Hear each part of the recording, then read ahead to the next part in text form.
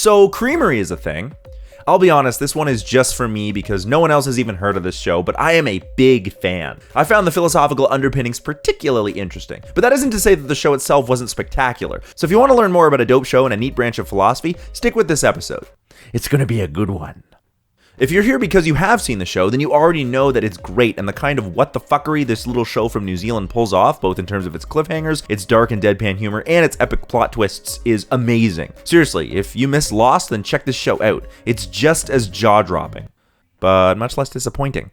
I was originally drawn to this show because I have a soft spot for Kiwi humor. It's just the right combination of absurd and understated that really gets me. The show uses that humor to accentuate the really messed up things that happen on screen in classic dark comedy fashion. So I came for the humor, but I stayed for that premise and the absolutely incredible storytelling. Seriously, I binged both seasons of this show in a single day, and while that's only 12 episodes and hardly anything to brag about, nor is it close to my record, it speaks to how hard it was to stop watching. Every character is deeply flawed and conflicted, but it's hard to dislike any of them as they're often incredibly charming, and of course everyone has some excellent comedic moments and some exceptionally human moments. A lot of the villains are also multifaceted, and while they're clearly not upstanding and moral people, they're not always easy to outright hate. Except for Lane. Fuck Lane. But we'll get to that. While I was drawn in by the humor and stayed for the premise and incredible plot twists and storytelling, I also began to notice some really interesting things in how the story and premise were set up. Although the main plot conceit was not particularly novel, the way it's executed was unique in how power and control are explored through politics and economics, body autonomy, and the sinister way that commodified well-being isn't designed to be for everyone. There are a ton of smart things going on in here, and I won't have time to talk about all of them, but the show is really focused on the idea of intersectional feminism, and while I do not identify as female, nor am I a person of color, I still think this show and the topic are worth talking about from the perspective of a philosopher. And I also wanted the opportunity to point out these topics and this show because I think they're so important. And so today, I want to talk about Creamerie. Sometime around 2012, 3 Kiwi women of Chinese heritage got together and began lamenting over the lack of roles for Asian actresses in New Zealand, and really everywhere. JJ Fong, Perlina Lau, and Alex Xu were joined by Roseanne Liang and created a comedy web series called Flat 3, where the 3 actresses played caricatures of themselves, getting into all sorts of comedic hijinks. With Liang writing and directing, the series premiered in 2013 and solidified a deep friendship and working partnership within the 4-person creative team. The web series continued for 3 seasons and received a modicum of success in New Zealand, but that also meant that the members of the team gained recognition, and so they made the decision to move on to various other projects in the industry. This did not stop them from continuing their friendship, and in 2019, the stars aligned and the team behind Flat 3 reunited with the absurd idea to create a show about a pandemic set in New Zealand and began writing and filming, only to be struck by an actual pandemic. Luckily, New Zealand was on the up and up when it came to locking down. This turned out to be a blessing. Even if writing sessions were relegated to shitty video apps and online meetings, it was because of the lockdown that many Kiwi actors who were abroad were forced to come home, and that meant they were readily available for filming. The first season began production in the summer of 2020, and about half of the season was completed before another lockdown was called. Luckily, this one only lasted a few weeks, and they were able to finish. The show premiered in 2021 and was critically acclaimed, which led to a second season in 2023, which included a wider release to international audiences, which is why I'm talking about it now and not 2 years ago. The show has been praised highly, with critics drawing parallels to The Handmaid's Tale and commending the outstanding story and character writing. There have, however, been people leveling complaints at the show's tonal whiplash, with humor thrown into highly emotional scenes that don't mesh with the subject matter. But I'm gonna chalk that up to people not understanding Kiwi humor because I found it refreshing and ridiculously dark. As of right now, there is no indication that Creamerie will continue with a 3rd season. The season 2 finale definitely calls for one, and with the wider international release, I think the odds are good, but you never can tell with television networks. Normally at this part of the video, I do a summary of whatever it is that I'm talking about because context is super important. The problem is that a lot of what makes Creamerie so great is its bonkers plot twists and the fallout from them. So in order to compromise, I'm only going to summarize parts of the first season, and with a strong recommendation that you bookmark this video and come back to it when you've seen the whole show. You can find it on Hulu in certain countries, but if it's not there, then I'm not condoning piracy. And with that, this is your spoiler warning. The show opens 8 years in the past when a virus swept across the world and wiped out anyone with a Y chromosome. Since then, the world seems to have somewhat stabilized, or at least New Zealand has. Jamie has continued to work on a dairy farm she and her husband started, but she's still mourning his loss and the loss of their child Oscar. She is joined on the farm by her best friend Philippa, or Pip for short, who is a rather awkward and luckless woman who works as a lower member of the local wellness organization. Lastly on the farm is Jamie's sister-in-law, Alex, who is outspoken and rather rude, especially towards wellness and all that they preach. The three women are attending a town meeting led by the local wellness leader, Lane. While Pip hangs on to Lane's every word, Alex makes snide comments for everyone to hear, which puts Jamie on edge because she is hoping that her name will be called in the lottery, a lottery where those selected are inseminated with the country's leftover sperm supply. Jamie really wants to have a child after losing her first and is ecstatic when she is selected to become a mother. Alex, however, is taken away for her negative behavior by a wellness security officer named Constance, with whom she's actually in a relationship with, one that Constance wants to take to the next level, but Alex can't as long as Constance continues to work and benefit from her position at wellness. Constance then shoots Jamie with a bliss drug that keeps her happy, compliant, and thoughtless for several days. But Alex has left herself notes and pulls the drug-releasing device out of herself in a bloody mess. It's my good towel. In an attempt to find her, Pip and Jamie accidentally run someone over. They think it's Alex until Alex shows up, and it turns out they've run over a real, living man. Bobby is a former soldier who is not affected by the virus and is trying to find a safe place for men. He has a phone given to him by a friend that he hopes will lead him to safety. Jamie, Alex, and Pip are flabbergasted by his existence. Pip thinks he's a risk to her promotion and wellness and wants to turn him in. Jamie doesn't want this to affect her chances of becoming a mother, but Alex wants to question Bobby because her mother was constantly talking about how there were men still alive. Because of this, she was seen as a danger to herself and permanently blissed. Basically, lobotomized. Things soon change when Jamie is inexplicably rejected from becoming a mother, and Pip becomes infatuated with Bobby. Using an insemination syringe, Jamie manages to impregnate herself with Bobby's sperm. Pip winds up betraying Bobby and her friends to wellness because she believes it will make things right. So Jamie and Alex are sent to be permanently blissed, while Pip is regarded as a hero by Lane and wellness. She's having a good time at the party in her honor, but things take a perverse twist when Lane tells Pip to force herself on Bobby, which she refuses to do and is taken away, leaving Bobby behind in a very bad situation. With the help of Constance, Pip helps Jamie and Alex escape, but they know they can't leave Bobby behind, so they ambush Lane and they find a traumatized Bobby who's not ready to forgive Pip. The group then follow the clues on Bobby's phone to a safe location, only to find that the whole thing was actually a trap set up by Lane to capture men and force them to produce sperm. How do some men survive? Who was the voice on the phone? What's up with the crazy man-hunting woman? I mean, I know the answers, but I've seen the show, so you'll have to check it out. Like I said earlier, there are a ton of really smart ideas going on in the show, and I won't have time to look at all of them. But for the most part, from what I can tell, the show is really about power and control. Control is a broad concept, but that's exactly the point. The show explores control and power and does this mostly through the setup of its primary villain, Lane. In the summary I gave, I didn't get a chance to really talk about Lane because I wanted to make sure that Alex, Pip, and Jamie's motivations were clear, also because of spoilers. But as far as villains go, she is absolutely one of the best I have ever come across. She's the kind of deplorable character that slowly becomes worse with every crime she commits. And that is great. It's not that she's instantly dislikable, it's just that you slowly learn to hate her for the things she does, and yet her motivations are clearly very similar to the main characters. The overarching conflict in the show centers around the lack of men, and that means that procreation and propagation of the human species is under threat. This puts the future into question, and that is why the country's sperm supply is doled out and regulated so heavily. It is the most important resource and therefore incredibly valuable, not just because of procreation, but because it's rare and becoming rarer all the time.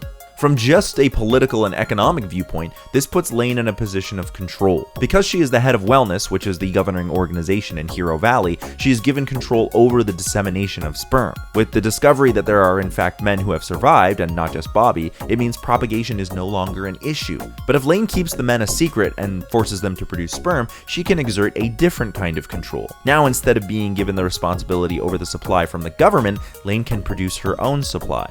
She can effectively devalue the government supply because it's now worth less simply because there is more of the product on the market. You know, economic competition. Because Lane also has an ongoing source, she can take over the supply of sperm from the government, which will eventually run out. This would give Lane unprecedented political and economic power, as she would be the sole controller of the most valuable resource. She could sell at any price, placing her in an economically desirable position. She would be able to control the population through political means, economic means, and reproductive means. That is some super villain level genius, and it's really brilliant, but it's also only the economics of power. We still haven't spoken about the human cost. One of the most brilliant things about this show is how it explores the inversion of power that occurs between men and women. Men have effectively been removed from society because of the virus. Now, if the population of men was just diminished, we would see their power reduced simply because women would have to take up the jobs and keep society functioning. But in this case, the population hasn't just been diminished, but almost removed entirely. And to the average New Zealand woman, men no longer exist. This puts the men at a disadvantage because as long as they are a secret, they can be kept powerless. Because society basically continued on without men, it's pretty obvious that they're not really required in order for things to function. Now, we can probably infer that right after the virus broke out, there was probably some political instability because that's just what happens. But in the 8 years since then, we can see that stability has been reintroduced in New Zealand. Out of necessity, women figured out how to make their society work without men. This means that basic traditional gender roles are obsolete. That part is great. But because the men that are alive are kept hidden by Lane and are subjugated by her in the same way that women in the real world were and to some extent still are, the power between genders has been inverted. Lane uses men as slaves for sperm production, which is a reflection of the way that women were often seen as only useful for their reproductive abilities. Men are the ones who now have no control over their bodies. This is brought to the forefront in that very uncomfortable party scene. Pip winds up refusing and is taken away because she is seen as less of a woman for not wanting a man after so long. Good for her, but Bobby is not given that luxury, and we can only imagine what the fallout of that is. The fact that a role reversal exercise is necessary at all to point these things out says a lot about our society, but it is an effective tool to show the inherent inequality in the world. Except that's not the whole truth, because it's true that men have no control in the show, but that doesn't mean that all women have control. One of the most sinister ways that Lane's control is shown is through the Wellness Organization. This is a political and ideological organization that Lane has placed herself at the center of. It functions as a kind of government for Hero Valley and is more than a little cult-like. At first, wellness comes across as kind of comedic in the way that it uses very female-centric language and imagery, right down to the logo of a blooming flower that is clearly yonic. They even have a community event called Syncfest that celebrates womanhood and menstruation. As I said, it's a little tongue-in-cheek at first, but it makes sense. In a world where the overly masculine systems of power and structure are no longer required or functional, why would a society made up of women not create systems that represent and serve their needs? It's good world building, and it seems to push for female empowerment through an acceptance of the body and the sentiments that have been traditionally relegated to the realm of the feminine and were therefore seen as lesser in patriarchal society. But when Jamie's pledge for motherhood and apparent lottery win is unceremoniously rejected, these women-first sentiments start to become a bit perplexing. It's not as though wellness suddenly became anti-woman, it was just while they were spreading rhetoric about the health and empowerment of females, they neglected to mention that this kind of well-being was never meant for all women. If you're interested in feminist criticism or even female health and well-being, you may have come across the term intersectional feminism. This is a movement and idea that states that for a long time the history and philosophy of feminism that has been given the spotlight academically and publicly has been white feminism, and it has served to create a better world for white women and neglected to realize or outright undervalue the work of women of color within feminist movements, or altogether ignore the alternate history of non-white feminist movements to the point of their erasure. The cult of wellness within Creamerie is a masterful representation of this kind of feminism, and just like in the real world, white hegemonic female empowerment is often the most problematic and malicious threat to intersectional feminism because it assumes that the privileged wealthy white woman is the pinnacle of female empowerment and the goal that all women should aspire to, which is obviously bullshit. Now, wellness in Creamerie is hyperbolic. It and Lane are obviously and overtly terrible and do terrible things. And while I think real-world organizations are problematic, I don't think they're outright malicious, at least not in a personally vindictive kind of way. But I'll come back to that. Wellness does epitomize a lot of the actions and ideologies that feminist critics have of the female-focused health industry. First off, it is run by a wealthy white woman who preaches female empowerment. Most of the people who benefit from wellness as a political structure are other white women, and any of the people within the show that have any kind of position of power are white women. When Jamie is rejected from motherhood, it is strongly implied that this was done either out of spite or out of literal racism. We come to understand that the lottery is a sham that wellness uses in order to present the idea of randomness, but in actuality they choose who is eligible for motherhood, heavily implying that it will be able-bodied white women. Wellness promotes sexual liberation amongst women, but is still particular over how they are allowed to do so. When Jamie seeks pleasure, she is scolded for asking her partner to dress as a male. This might have been because it was her husband's clothes, but still. Despite this, Alex and Constance's relationship also seems to be out of the ordinary. While no one from Wellness ever says anything against it, it appears that they still promote heterosexual ideals, even in the absence of men, which is kind of fucked up. Because Jamie, Alex, and Pip are all of Asian heritage, we see that they are placed as somewhat separate from Wellness, but they each deal with this differently. Alex is outspoken about the kind of backwards rhetoric being preached, while the organization is responsible for acts that are in direct opposition to these ideals. Preaching freedom of the body and mind through well-being and then turning around and drugging or straight up lobotomizing people for non-compliance is more than a little messed up. Pip attempts to serve Wellness in hopes that she will be able to reap the rewards that its leaders preach, but it is clear to the audience that this will never happen because Pip isn't what Wellness thinks of as an ideal woman. Pip is not the brightest and is easily led, but she isn't going to have a higher position because she doesn't have the ideal body shape or skin tone. Contrast this with Michelle, who ranks higher than Pip despite being ditzy and unintelligent because she's conventionally attractive and white. Also hilarious. Michelle is hilarious. Lastly, Jamie tolerates Wellness. She doesn't think it will change anything the way Pip does, nor does she outright reject it like Alex, but sees it as a necessary bureaucracy that must be appeased in order to reach her goal. So each of the main characters starts out with a different relationship to Wellness, and each represents one of the ways that people might deal with white hegemonic feminism when they are forced to interact with it. But as the show continues, it becomes very apparent that the empowerment that Wellness preaches is not real. Wellness and Lane espouse this power and control that women should have or ought to have, but the reality is that those outside of Wellness have very little control. And I'm not just talking about the change they can make in their community, which is none, or they run the risk of being permanently blissed, but also that they have far less control over their own agency as people, or control over decisions concerning their own bodies. Not to mention all the unwanted touching. Seriously, enough with the creepy touching. So instead of the inversion of power from men to women allowing for more female freedom, Wellness has essentially created a system in which some women have control, but many women are in the same or worse positions than they were before the virus. But this is not the only way that Wellness exerts its power.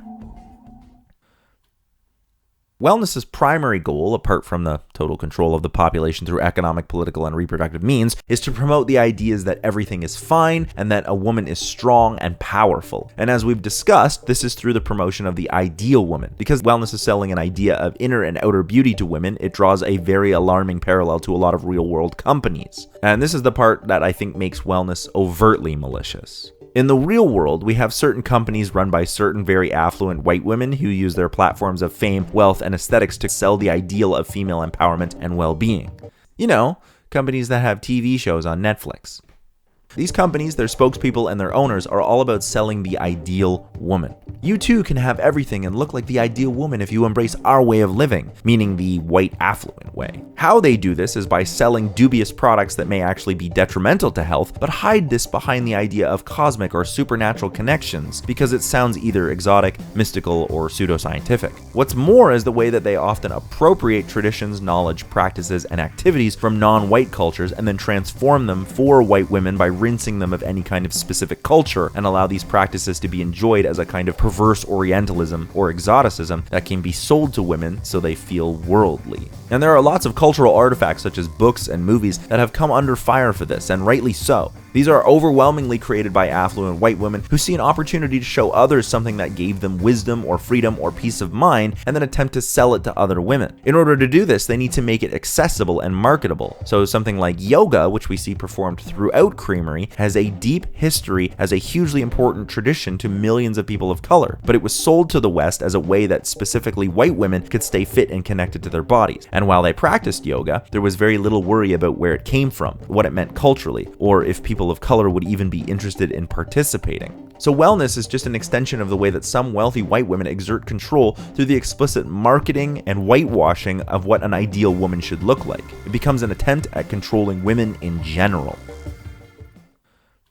There's also a deeper layer of control that I haven't mentioned yet, and that is the cycle of capitalistic control that reoccurs through Creamerie. I spoke about this in depth on another video I did on The Last of Us, but the fact that Creamerie depicts a world after a near post-apocalyptic event means that it falls in the same line of thinking. The show depicts the shift from patriarchal systems of power to that of matriarchal ones, but it doesn't manage to shake the issues that plagued those male-oriented or dominated systems, and these are the same issues that are leveled at non-intersectional feminism. Because wellness and the organizations or corporations or ideologies that it represents are run exclusively by white affluent women, they run the risk of falling into the same problems as the white male systems that they replaced. Author Koa Beck puts this much better than I could. She states, "White feminism is a state of mind. It is a type of feminism that takes up the politics of power without questioning them. By replicating patterns of white supremacy, capitalistic greed, corporate ascension, inhuman labor practice, and exploitation, and deeming it empowering for women to practice these tenets as men always have. The mindset is seductive as it positions the singular you as the agent of change, making your individual needs the touch point for all revolutionary disruption, reframing issues as personal problems rather than collective and social issues." Instead of creating a world of equality for all women within Hero Valley, Lane has taken up the same power structures and rebranded them as female-centric power, and this appears to be alluring to many people, including Pip, but eventually even she sees through this. All this time, I thought you wanted to change the world. But you just wanted to rebuild the old one with you at the top. Because in the end, without the value of other ways of thinking from women of color, the neoliberalistic attitudes that led these women to their affluence will be what they perpetuate in order to continue to exert their control and privilege.